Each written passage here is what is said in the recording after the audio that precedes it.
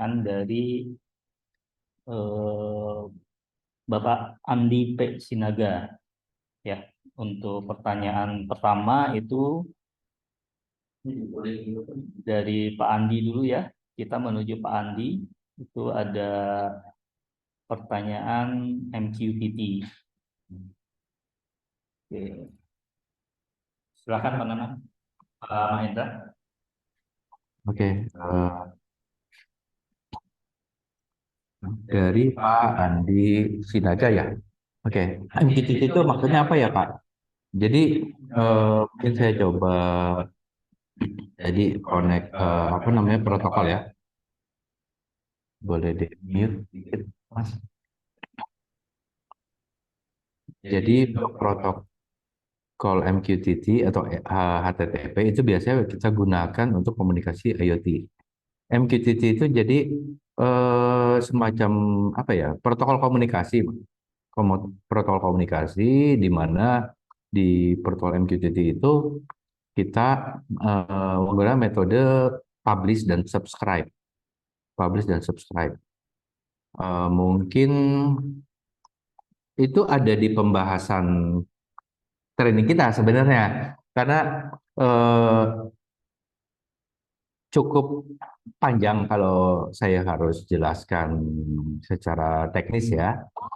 Tapi intinya anggap aja MQTT itu protokol komunikasi di mana kita menggunakan metode publish dan subscribe, dan kita mengandalkan MQTT broker juga, di mana MQTT broker itu kita gunakan seperti pos. Misalkan pos nih, saya mengirim surat ke Pak Andi lewat kantor pos. Nah, karena alamat Pak Andi itu sudah terdaftar di kantor pos, jadi kantor pos itu bisa mendeliver surat tersebut ke rumahnya Pak Andi. Begitu pula sebaliknya, pada saat Pak Andi mau kirim barang ke saya, cukup kirim ke kantor pos, tanpa harus datang langsung ke rumah saya. Kantor pos itulah yang akan mengirimkan barang ke rumah saya, seperti itu. Jadi secara tidak apa secara garis besar kerja MQTT seperti itu Pak. Ya itu memang sangat-sangat ringan ya MQTT, dan sangat cepat real time, sehingga pada saat kita komunikasi dengan eh, antar device itu sangat banyak digunakan menggunakan komunikasi protokol MQTT tersebut, Pak Andi. Itu. Selanjutnya dari pertanyaan dari Pak Engki ya, Pak Engki Riyadi ya. Saya lanjut ya.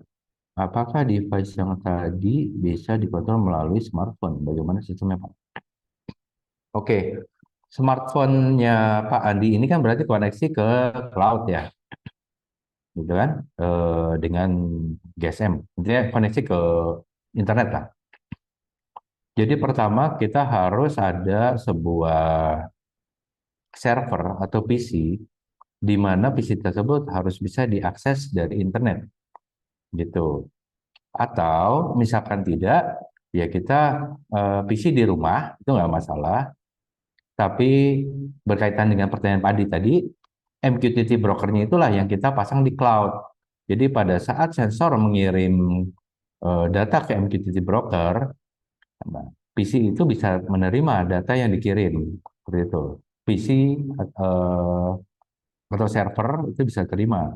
Jadi pada saat Bapak kontrol device melalui smartphone, itu data Bapak tuh ke cloud dulu, baru dari cloud itu terkirim ke lokal server, seperti itu. Jadi jawabannya bisa tergantung dari bagaimana kita mendesain sistemnya, seperti itu. Kalau untuk sistem ini dia harus pakai cloud, karena kecuali Bapak di rumah itu ada public IP ya yang bisa diakses dari internet, itu bisa nggak Mas? Seperti itu. Oke, izin bertanya Pak dari Pak Muhammad Furqan ya, Pak Furqan. Izin bertanya Pak, saya pernah dengar ISP32.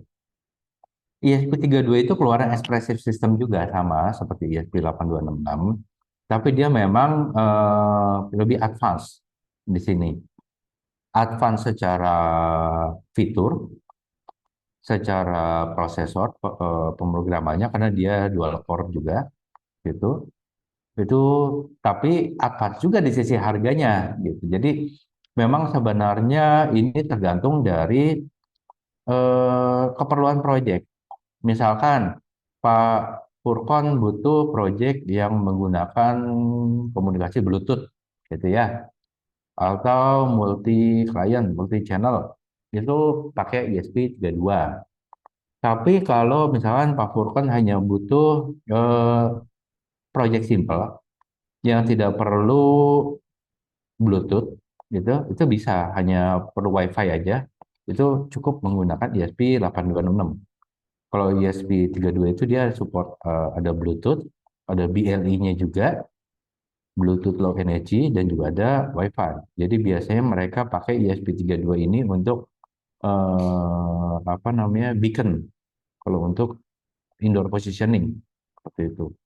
Itu pakai Bluetooth beaconnya ESP32 yang BLE. Jadi perbedaannya memang di spesifikasi dan di fitur-fiturnya. Oke. Nah, ini kalau kalian lihat nih, ini masih di-share nggak di sini? Catatan device. Hah? Oh, udah nggak ya? Oke. Ya, lanjutnya untuk pertanyaan dari Pak Reza Arya Prat. Oke, terima kasih sama-sama Pak Furkon. Terima kasih banyak atas pertanyaannya. Semoga menjawab ya dari pertanyaan saya, penjawaban saya ya. Izin bertanya dari Pak Reza Arya Pratama. Izin bertanya kenapa saat menyalakan LED serial bijinya menggunakan 9600 dan sebenarnya tadi saya nggak masalah mau 115200 atau mau 9600. Tadi saya eh, mensimulasikan bahwa kita bisa menggunakan 9600 atau 115200 itu bebas terserah kita. Yang penting pada saat kita set baud rate di device itu 9600, ya di serial monitor juga harus 9600. Pada saat kita set baud rate 11.200 di device, ya di serial monitor harus 11.5.200 juga seperti itu. Jadi nggak masalah misalkan Pak Reza mau pakai LED 11.5.200 nggak masalah. Ke WiFi mau pakai baud rate 9600 nggak masalah seperti itu. Oke,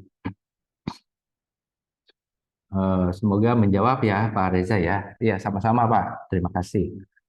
Saya lanjut pertanyaan dari Pak Abdul Rauf. Pak, mau tanya untuk sensor MQ7 itu apa bisa diganti dengan MQ8 atau yang lebih tinggi tanpa merubah coding? Oke. Sebenarnya gini ya, sensor MQ ini kan dia kalau nggak salah dia lebih ke air quality ya, lebih ke air quality karena banyak banget sensor. Saya coba dulu ya, speknya apakah MQ7 versus MQ8. Karena bisa jadi apa namanya data yang dibaca itu beda. Maksudnya gini, ada sensor untuk temperatur, ada sensor untuk humidity. Gitu. Jadi kalau MQ7 itu sebenarnya pembacaan untuk karbon monoksida MQ7. Kalau MQ8 itu untuk hidrogen, Pak. Jadi tergantung Bapak kebutuhannya, bukan bisa digantikan. Karena memang ini sensor yang berbeda. Kalau Bapak mau membaca karbon monoksida, itu pakai MQ7. Kalau Bapak mau baca pembacaan hidrogen, Bapak pakai MQ8 seperti itu. Kalau Bapak mau baca karbon monoksida atau flammable gas, itu bisa pakai MQ9 seperti itu sih Pak. Kalau indoor air quality, misalkan MQ berapa? Saya lupa, 135 apa kalau nggak salah. Seperti itu. Jadi tergantung dari ke, Hah? Codingnya disesuaikan, Pak. Disesuaikan. Tergantung dari yang dibutuhkan. Itu ada perubahan karena library-nya pasti akan berubah juga kan di situ. Seperti itu sih. Jadi pada saat Bapak pakai MQ7, itu ada library yang digunakan, kita ikuti coding sesuai dengan kebutuhan library tersebut. MQ8 ada library sendiri, misalkan kita sesuaikan dengan eh, codingan codingnya kita sesuaikan dengan library MQ8 gitu. Itu Pak Abdul Rauf ya. Hah?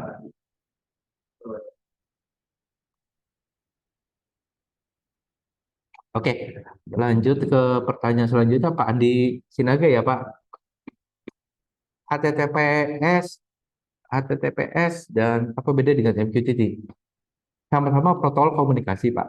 Ini sama-sama protokol komunikasi, tapi kalau HTTPS itu kita biasanya komunikasi based on API ya. Kita HTTP GET atau request gitu ya. Baru nanti ada respon gitu. Nah, kalau jadi ini direct komunikasi kalau HTTPS kan. Kalau dengan MQTT itu kita sebenarnya publish dan subscribe tanpa harus mengirimkan GET dan request di sisi klien. Itu selama dia subscribe, kayak contoh misalkan gini, Bapak ada WhatsApp group, Bapak join di sebuah WhatsApp group gitu ya. Nah, di WhatsApp group itu, anggap aja WhatsApp group itu adalah MQTT broker. Saya ada di WhatsApp group tersebut, Pak Andi juga ada di WhatsApp group tersebut gitu ya. Pada saat saya kirim message ke grup tersebut, Pak Andi otomatis langsung terima karena Pak Andi sudah ada di grup WhatsApp tersebut, sudah subscribe di grup WhatsApp tersebut. Tapi mungkin misalkan saya ambil contoh Pak Abdul Rauf itu nggak ada di dalam grup. Jadi pada saat saya chat ke grup WhatsApp tersebut, Pak Andi akan terima, sedangkan Pak Abdul Rauf nggak terima karena kan Pak Abdul Rauf tidak subscribe ke eh, broker MQTT tersebut. Seperti itu sih. Jadi di satu sekali kita publish message, semua klien yang subscribe dengan topik tertentu itu akan terima message kita tanpa harus mereka get data TPS seperti itu Pak.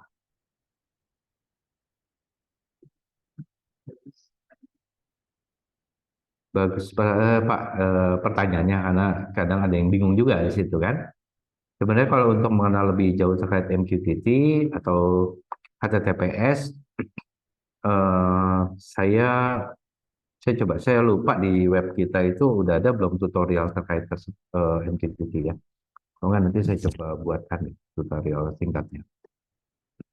Karena memang ini suatu protokol komunikasi di mana kita eh, pelajari itu keseluruhan gitu Pak. Karena banyak sekali komponen yang terkait, baik itu cara kita publish, cara kita subscribe, atau kita bisa assign topiknya mau seperti apa gitu. Next itu Pak, udah ya. Bagaimana Pak Andi? Kira-kira cukup? Sama-sama Pak Andi. Nanti saya coba ya buatkan tutorial ya Pak ya di web. Saat ini sudah ada beberapa tutorial, em, termasuk integrasi database juga di web kita menggunakan NodeMCU. Itu kita bisa integrasi real-time database ke Firebase, saya buat tutorialnya. Plus juga ke IoT platform, saya buat itu ThingSpeak kalau nggak salah. Di apa namanya website kita di post itu ada. Monggo dicek-cek Pak, ada tutorial yang lainnya juga di web kita. Seperti itu. Terima kasih Pak Adi Sinaga. Oh ya, satu lagi, sorry, saya mau info aja nih untuk teman-teman yang sudah ikut training ini. Kita pun akan, kita ada forum ya, Mas ya. Kita ada forum di web juga. Jadi nanti misalkan ada teman-teman yang butuh apa terkendala, sedang ada project terkendala itu kita bisa share di forum tersebut. Juga karena ini Chatandra Training seperti yang dijelaskan Pak Yos ini kan sebelumnya Chatandra Training Center adalah bisnis unit dari salah satu perusahaan saya yaitu Chatandra Corporate. Nah, karena kita basicnya corporate company, jadi kalau memang ada teman-teman yang punya planning atau punya project gitu ya, yang kita bisa kembangkan bersama, itu saya welcome gitu. Kita bisa koordinasi baik di WhatsApp group yang kemarin tuh, bisa chat ke situ atau via kontak us di website kita. Itu teman-teman. Kalau ada butuh-butuh atau ada project yang bisa kita kerjakan bareng, atau mungkin ada tim lain yang bisa ikut join bantu, itu bagus.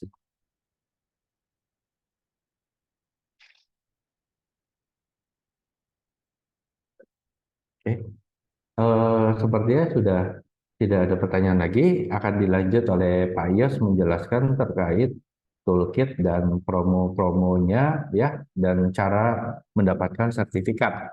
Oke, terima kasih teman-teman atas partisipasinya hari ini. Semoga apa yang kita share hari ini dapat bermanfaat buat teman-teman. Semoga teman-teman bisa lebih terbuka wawasan, bisa lebih berkreasi, kreatif, dan bermanfaat bagi orang banyak. Dan semoga ya hobi-hobi ini menjadi hobi yang menghasilkan. Ya, oke. Terima kasih teman-teman. Sampai jumpa di lain kesempatan. Assalamualaikum warahmatullahi wabarakatuh. Saya izin pamit ya. Waalaikumsalam warahmatullahi wabarakatuh. Ya, terima kasih Pak Mahendra untuk materinya di webinar hari ini.